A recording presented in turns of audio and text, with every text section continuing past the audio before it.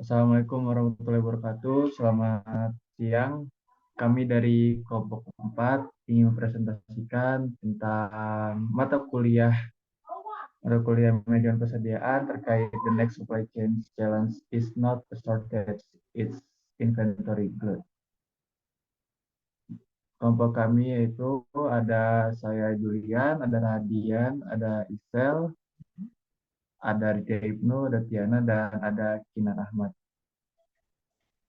Mungkin yang pertama akan dijelaskan oleh Adi, silahkan.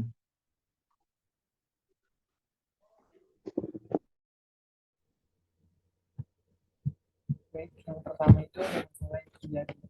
Saat ini, tantangan bagi perusahaan bukan lagi kekurangan persediaan, melainkan adalah kelebihan persediaan. Yang mana kelebihan persediaan atau overstock ini merupakan kondisi di mana sebuah perusahaan memiliki kelebihan persediaan barang yang dimiliki. Kelebihan persediaan barang ini tentunya memiliki risiko tersendiri.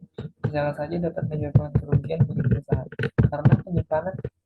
karena biaya yang digunakan untuk melakukan penyimpanan dan pengelolaan barang menjadi meningkat.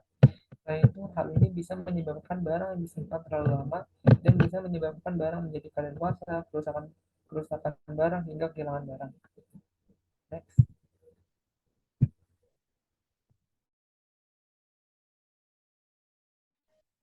Oke, terus mengapa sih ini bisa trending? Nah, fenomena kelebihan presiden ini menjadi trending pada masa ini karena sejumlah perubahan signifikan dalam lanskap bisnis global. Nah, faktor-faktornya di sini ada 5. Yang pertama itu globalisasi perdagangan. Proses globalisasi itu telah mengubah cara perusahaan beroperasi. Ketergantungan pada rantai pasok internasional membuat perubahan dalam suatu bagian dunia dapat dengan cepat mempengaruhi persediaan di negara lain.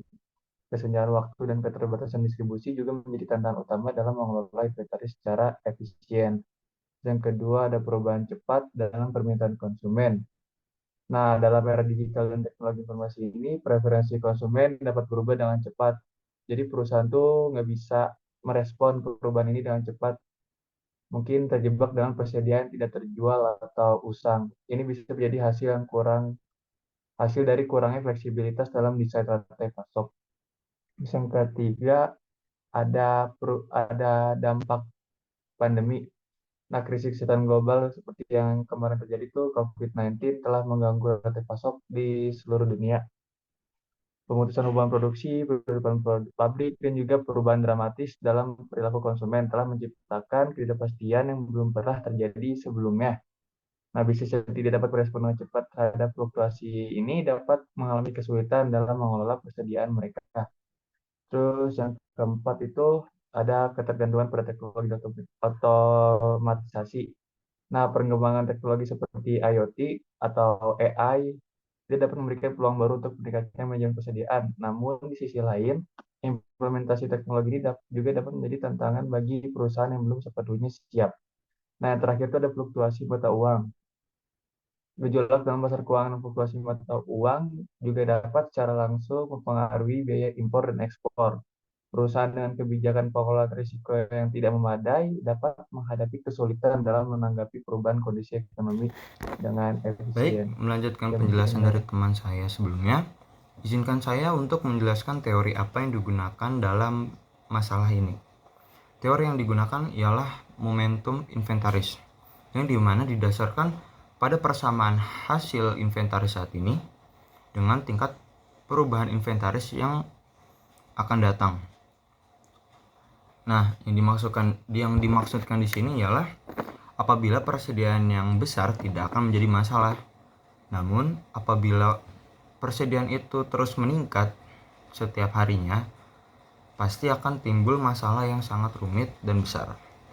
Maka dari itu, perlu beberapa tindakan yang harus digunakan oleh para petinggi-petinggi perusahaan untuk membendung laju pertumbuhan inventaris dan mencegah problematik yang terjadi dalam perusahaannya.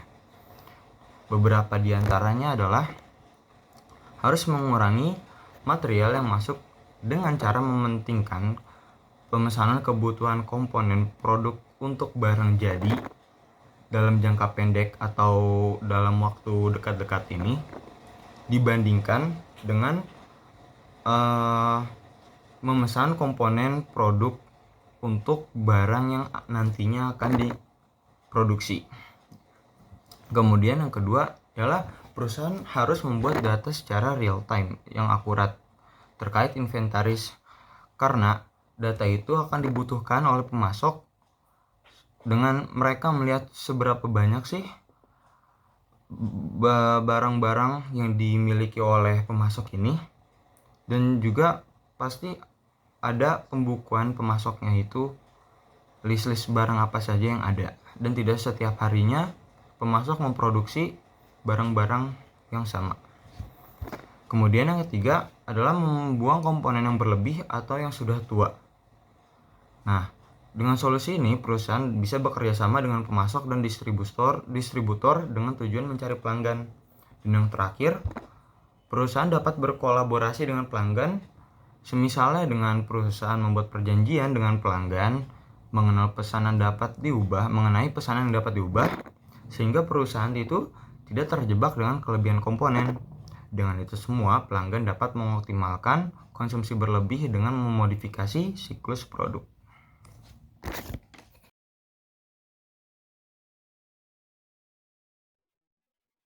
Ya, contoh kasus yang diangkat pada masalah ini tuh saya ngambilnya pada PT Anugrah Mitra Investa yang bergerak pada bidang manufaktur yang memproduksi lakban secara massal.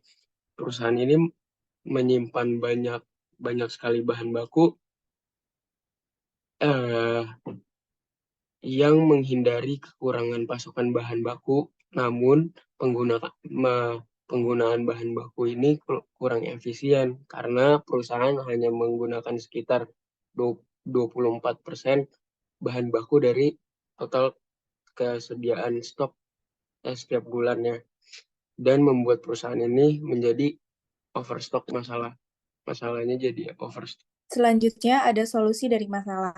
Yang pertama, promosi penjualan, yaitu menawarkan diskon atau promosi khusus untuk produk yang berlebih dapat membantu meningkatkan penjualan dan mengurangi stok. Dan yang kedua, ada kerjasama dengan distributor atau pengecer, yaitu bekerja sama dengan distributor atau pengecer untuk penjual produk dalam jumlah besar atau mencari saluran distribusi alternatif. Dan yang ketiga, optimalkan rantai pasokan, yaitu mengoptimalkan rantai pasokan untuk menghindari pembelian berlebihan dan memastikan ketersediaan barang sesuai permintaan.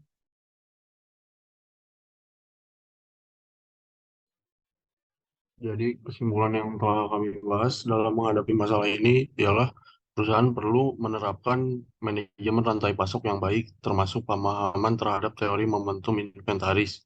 Tindakan seperti mengurangi material yang masuk secara bijaksana, membuat data inventaris real time, membuang komponen berlebih, dan berkolaborasi dengan pelanggan dapat membantu mengendalikan pertumbuhan inventaris yang berlebihan. Sebagai contoh kasus nyatanya, pada PT Anugrah Mitra Investa mengalami masalah overstock pada bahan baku lakban. Data menunjukkan bahwa perusahaan cenderung melakukan pencadangan setiap bulan untuk menghindari kekurangan pasokan. Tetapi penggunaan bahan baku tidak efisien, hanya sekitar 24% dari total ketersediaan stok digunakan setiap bulan. Dengan implementasi solusi ini, perusahaan dapat mengatasi tantangan kelebihan persediaan, meningkatkan efisiensi dalam manajemen inventaris, dan mengurangi risiko kerugian yang dapat timbul akibat overstock. Segitu presentasi dari kelompok kami. Kurang lebih mohon maaf. Terima kasih.